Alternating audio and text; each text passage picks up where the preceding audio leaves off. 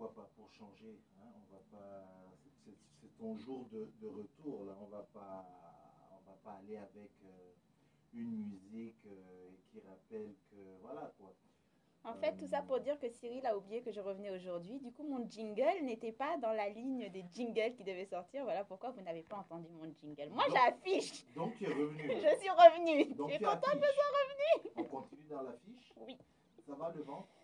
T'as pas Euh, trop mal là? Les petites je bulles suis là, un petit non, peu ça va? stressée. Voilà. Ça fait un Normal. moment que je n'ai pas parlé devant un micro. Donc tu es stressé. Donc, je suis stressée. Auditrice, auditeur, je ne vous garantis pas la qualité de cette chronique. Elle est stressée, la dame. Elle est stressée, la dame. Bonjour, Jacques. Bonjour, Cyril. Content de te revoir. Moi aussi, très contente. Mais je ne sais pas, parce qu'avec Émilie, la semaine dernière, je ne sais pas si j'étais content. Là, c'est reparti dans des... Voilà, c'est bien, c'est bien. Finis pas sa phrase. Vous êtes là, vous êtes là. Je suis revenue Tu de es vacances. revenu, bon, ça s'est bien passé, on Oui. le sait, ça se voit. Oui. Voilà, il est super ton foulard. Merci. Tu as le teint allé. J'ai les tu cas as en respiré, noix de coco. c'est- Je suis rentrée chez moi en Guadeloupe. c'est Je bien raconte la ma Guadeloupe, vie. hein. Oui. Coucou à la Guadeloupe. Hein, Coucou à la vraiment, Mamoune. coucou à la Guadeloupe, coucou à la Mamoune.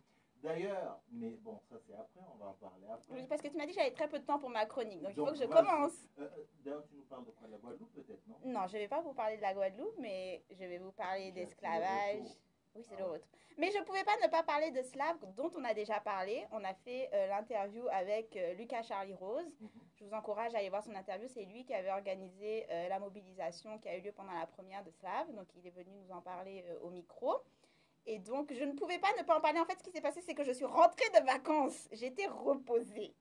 J'étais contente. J'avais bien mangé. J'avais pris le soleil. J'avais profité de ma famille. J'avais dit pendant 2 semaines, je m'éloigne des réseaux sociaux et de l'actualité. Je coupe. Je prends un break. Mon avion a atterri. Je suis rentrée chez moi. Je me suis connectée à Internet. La première chose que je vois, un spectacle avec des blancs qui chantent des chansons d'esclaves. Je me suis dit, mais c'est pas possible. Je n'ai pas eu le droit à 24 heures de repos. Je suis arrivée. Le machin est arrivé dans mon visage. Et voilà. Faut nous laisser nous reposer un peu. Et donc, tu t'es dit, j'ai pas le choix. J'ai pas le choix. Je suis obligée d'en parler. Je comptais revenir jeudi et être tranquille. Loupé. C'est fou que ton ordinateur choisisse quoi te montrer à ton retour de vacances. Bon, mais de manière plus sérieuse. De manière plus sérieuse, donc on va parler de nouveau de Slav, ce fameux spectacle qui a lieu pendant le festival de jazz international. Donc en ce moment à Montréal, il a commencé. C'est un spectacle, donc comme je l'ai dit, on a déjà eu l'interview de Lucas Charlie Rose, on a partagé pas mal d'articles, donc je ne vais pas revenir sur toute la création autour du spectacle. Moi, ce qui m'intéresse vraiment par rapport à ma chronique, parce que comme je l'ai dit, l'interview de Lucas, il a tout dit. Donc moi, ce qui m'intéresse du coup, c'est plutôt le traitement médiatique qui est fait autour de cette pièce et autour des manifestations qu'ont commencé par exemple Lucas, Black Lives Matter, Montréal, etc. Comme d'habitude, moi, le traitement médiatique, c'est la première chose que je remarque. Et c'est toujours la première chose qui me balance des pains dans la tête. J'ai beau être habituée à ce que les médias québécois, notamment les médias francophones, me déçoivent, je suis toujours à chaque fois surprise du peu de qualité dans lesquelles ils peuvent tomber. Je suis toujours étonnée du trou dans lequel ils tombent. C'est extraordinaire. Donc actuellement, nous avons des médias qui font un peu l'apogée de cette pièce en étant extrêmement critiques des manifestations. J'ai appris ce matin que le spectacle en question a rajouté 11 dates. Au nombre de dates déjà prévues, dont la plupart sont sold out, et qu'ensuite ils vont partir en tournée aux États-Unis. Donc c'est plutôt pas mal en ce moment pour eux. Ça va. On va pas se plaindre. Bonifacie disait qu'elle ne voyait pas les couleurs, mais clairement elle va pouvoir voir la couleur des billets d'argent qui vont tomber dans sa poche grâce à ce spectacle. Ça c'est ouah bon. Alors, pour revenir un petit peu, le traitement médiatique, parce qu'il a fallu que je lise je ne sais combien d'articles et d'interviews qui ont été faits sur le sujet. Très peu ont fait un travail de fond, comme par hasard, mais je m'y attendais. Le peu qui ont fait le travail de fond sont issus de médias qui sont déjà militants, donc ils font le travail nécessaire pour offrir une analyse. Le reste du type CBS Radio, plutôt Radio-Canada, la presse, on est habitué à ce genre de bêtises. Donc, par exemple, j'ai vu une interview de Pau qu'elle a donnée à Radio-Canada, que j'ai trouvé extraordinaire qu'elle ait réussi à garder son calme face à la bêtise des questions de la journaliste. C'est une artiste, oui. Donc face aux questions, tout ce qu'il y a de plus basique de la journaliste. La première chose, en fait, le premier problème sur lequel semblent se focuser les médias, notamment les médias francophones, la première chose qu'ils n'arrêtent pas de répéter, c'est finalement, est-ce que les Blancs n'ont pas le droit de parler de la question noire? C'est un peu la question qui revient constamment. Mais en fait, ce que vous dites, c'est que les Blancs n'ont pas le droit de parler des Noirs. On voit que c'est quelque chose qui les angoisse. Vraiment, l'idée qu'on puisse dire à des Blancs qui n'ont pas le droit de faire quelque chose, ou en tout cas pas le droit de le faire selon certaines conditions, c'est quelque chose qui semble vraiment les choquer. Oh mon Dieu, on aurait des limites à nos droits. Qu'est-ce qui se passe? Donc c'est vraiment quelque chose qui semble énormément les travailler. Donc là-dessus, pour donner une réponse extraordinaire, donc on vous mettra le lien en interview.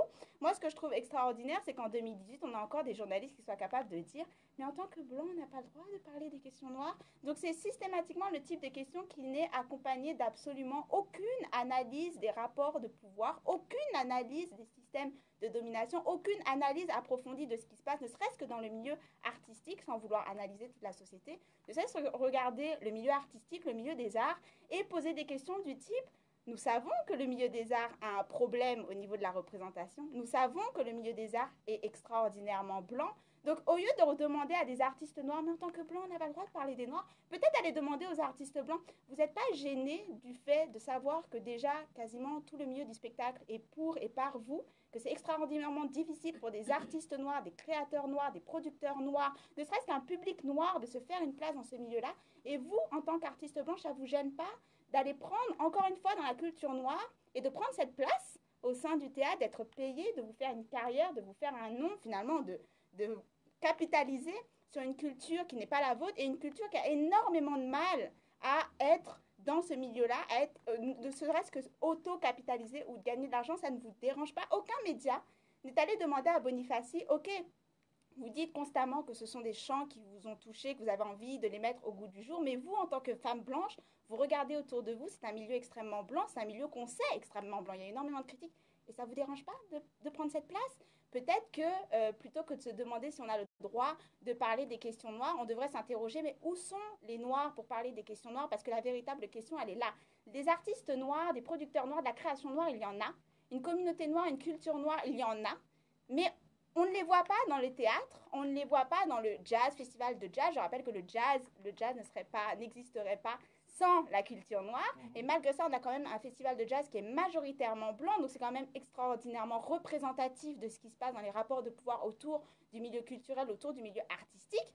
Et encore une fois, on a des journalistes qui tournent la tête, ne voient rien, n'entendent rien et juste s'interrogent sur mais en tant que blanc, on a déjà tout, mais on aimerait vraiment être sûr qu'on peut avoir tout. Là, vous êtes en train de nous dire qu'on ne pourrait pas tout avoir. Et en phase 2, en 2018, on est obligé de leur dire oui, en fait, c'est ça. En tant que blanc, il faudrait que vous vous posiez des questions sur pourquoi est-ce que constamment, vous avez besoin d'être partout, de parler de tout et de vous approprier tout. Est-ce que vous aviez besoin qu'une chanteuse blanche, avec quasiment que des chanteurs blancs, avec un metteur en scène blanc, dans un théâtre qui est par des blancs, pour des blancs, qui a déjà été accusé de ces spectacles racistes, pour un public majoritairement blanc, avec un tarif que quasiment que des blancs peuvent se payer, puisque capitalisme, accès à l'argent, accès au pouvoir et donc au milieu culturel oblige, il n'y a que des blancs. Donc dans ma phrase, ça fait beaucoup de blancs. Et est-ce que la question, ce serait pas, est-ce qu'à un moment donné, ça fait quand même beaucoup de blancs, est-ce qu'on avait besoin de Bonifaci en plus? Donc ça, c'est la première question qui semble complètement disparaître de l'analyse médiatique et on est constamment obligé de se dire mais ils sortent d'où ces journalistes, ils sont nés hier, qu'est-ce qui se passe, ils sont pas payés pour faire un job. Bon, passons. C'est aussi quelque part quelque chose qui m'a très étonnée avec toute la couverture médiatique, c'est que j'ai eu une impression de déjà-vu. C'était Exhibit B all over again. Exhibit B, c'est ce fameux spectacle qui a eu lieu à Paris en 2015. Oui, je vois. Oui, où un artiste blanc d'Afrique du Sud, qui a grandi en Afrique du Sud, on connaît le contexte d'Afrique du Sud et d'être blanc en Afrique du Sud, avait considéré que c'était une excellente idée d'aller mettre des Noirs en cage et de faire payer des gens pour qu'ils voient les Noirs en cage. J'en avais déjà fait une chronique là-dessus, il y avait eu des manifestations. Moissy, notamment, avait manifesté contre ce spectacle-là. Et pourquoi je dis que c'est Exhibit B all over again, encore une fois Exhibit B dans le milieu médiatique, c'est qu'on a un milieu médiatique qui non seulement va demander des comptes, non pas à Bonifaci et compagnie, mais va demander des comptes aux manifestants avec des questions rades et pâquerettes, mais qui en plus vont avoir un discours extrêmement méprisant envers les manifestants et envers la communauté noire. J'ai vu des journaux, des articles dire la communauté noire est encore une fois dans sa position victimaire. C'est une occasion manquée de faire preuve d'intelligence. On a eu des personnes qui sont interrogées à la radio pour dire qu'il faut vraiment manquer d'intelligence pour adresser une telle critique envers le spectacle de Bonifaci. On a eu des médias qui constamment attaquaient non seulement la légitimité des manifestants à avoir un avis, une opinion, mais qui attaquaient même leur intelligence à comprendre. C'est-à-dire qu'ils décrivaient ce spectacle comme c'est de l'art. Et forcément, l'art, il faut avoir une certaine éducation, une certaine intelligence pour comprendre. Et puis bon, quand on commence à parler d'intelligence et d'éducation, c'est sûr qu'on va pas regarder du côté communauté noire.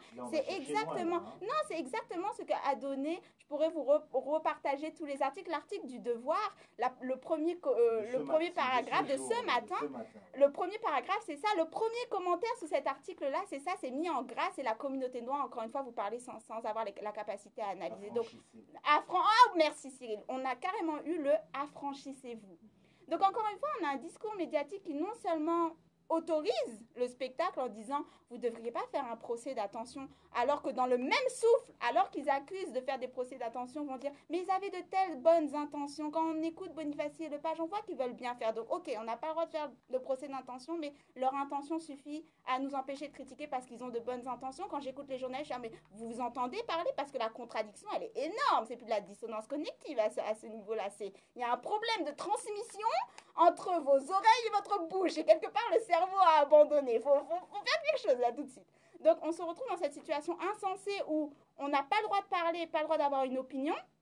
Mais si on a une opinion, on n'est pas assez intelligent pour le comprendre et vous ne devriez pas avoir d'opinion parce que vous n'avez pas encore vu le spectacle. Et même si vous avez vu le spectacle, leurs intentions sont quand même très très bonnes. Non, on ne peut pas faire un procès d'intention aux artistes. Donc on tombe dans du gaslighting énorme de la part des médias, encore une fois, majoritairement de la part des médias francophones, et on en reparlera du statut des francophones québécois quand il s'agit de parler d'oppression, parce que ça c'est tout un autre volet. Donc on a des médias qui vont mépriser et délégitimer la critique des manifestants. Donc encore une fois, la critique d'une communauté noire qui se permet de dire de la manière dont vous utilisez notre culture n'est pas OK. Et face à ça, on a des médias qui disent mais en fait, vous n'avez pas l'intelligence pour avoir ce type de critique. Et c'est exactement la même chose qu'on a vu pour Exhibit B. C'est exactement la même chose qu'on a vu pour Donald Schultz avec son tableau Open Casket de Emmett Till, dont on avait parlé l'année dernière pendant la Biennale de New York, cette artiste blanche qui avait fait un tableau du corps noir lynché du petit garçon de 14 ans qui avait lancé Civil Rights Movement en 1955.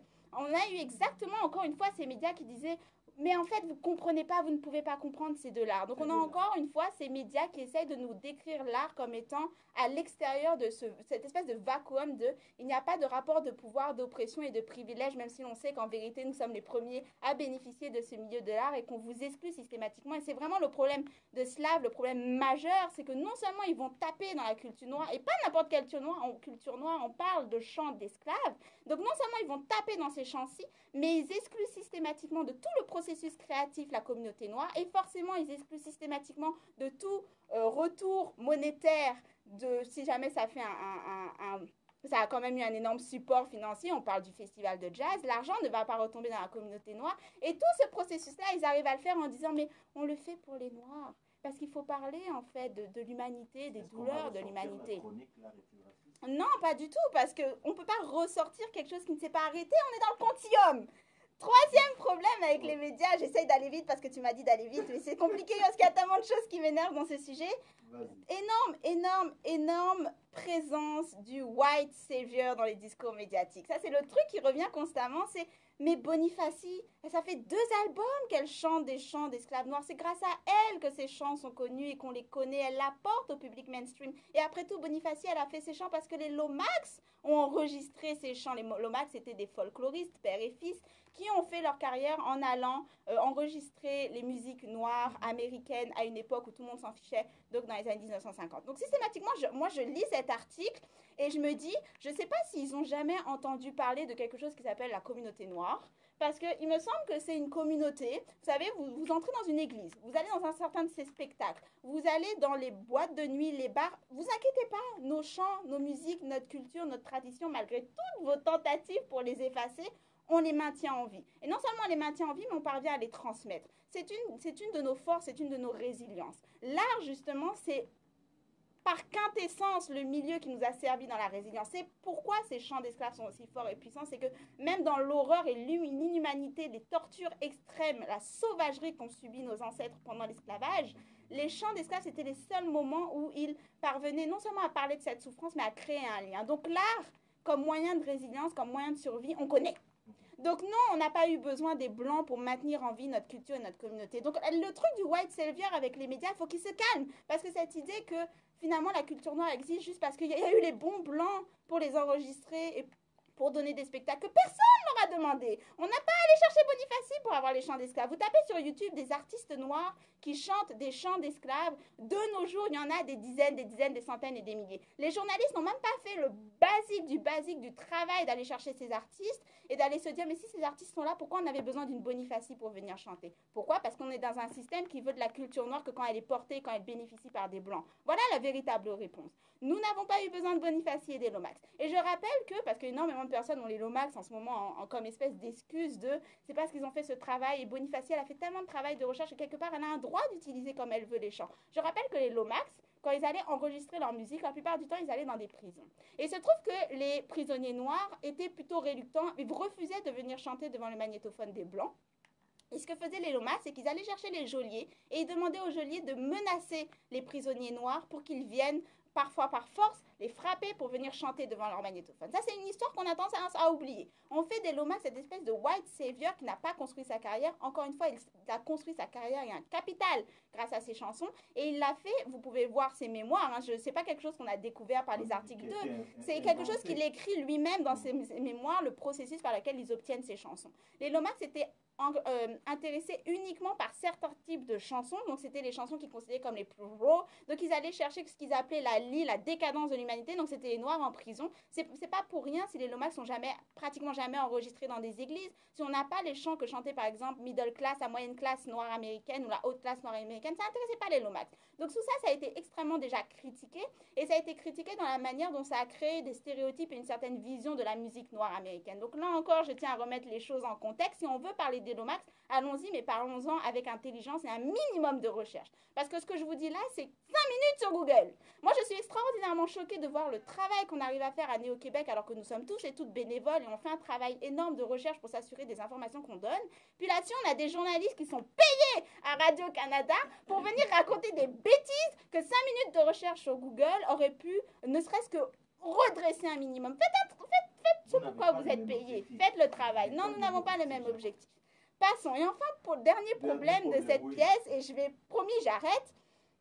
On a cette espèce de focus sur comme l'a très bien dit Lucas, oui, vous devez voir la pièce avant d'avoir une critique. Là, on peut énormément critiquer là-dessus. Non, je n'ai pas à donner de l'argent pour critiquer un discours que tu es déjà en train de porter, une promotion que tu es déjà en train de porter et un processus créatif que tu es déjà en train de faire. Non, je n'ai pas besoin d'aller voir la pièce pour cela. Puisque si je critique le processus créatif, c'est que tu as eu le temps d'en parler encore et encore. Donc, on a du corpus pour cela. Donc, je n'ai pas besoin d'aller payer pour te donner de l'argent, pour avoir encore montré que le truc est sold out, pour avoir le droit de te critiquer. Et Lucas l'a très bien montré déjà de base. Mais en plus, on a quand même certaines personnes militantes qui sont allées voir le spectacle pour dire, OK, vous voulez qu'on aille le voir, on va le voir. Et qui nous ont dit que dans le spectacle, on a quand même à un moment donné cette fameuse Bonifacie, comme l'a dit Lucas, hein, qui joue Harriet Tubman. On a à un moment donné... C'est énorme. C'est énorme. Elle va incarner Harriet Tubman. On a à un moment donné Bonifacie ou je ne sais plus quelle actrice blanche qui va expliquer aux actrices noires, aux choristes noirs, ce qu'est The Underground Railroad. Donc, on a le white-splaining qui arrive en plein milieu de la pièce. On tombe dans des énormes clichés.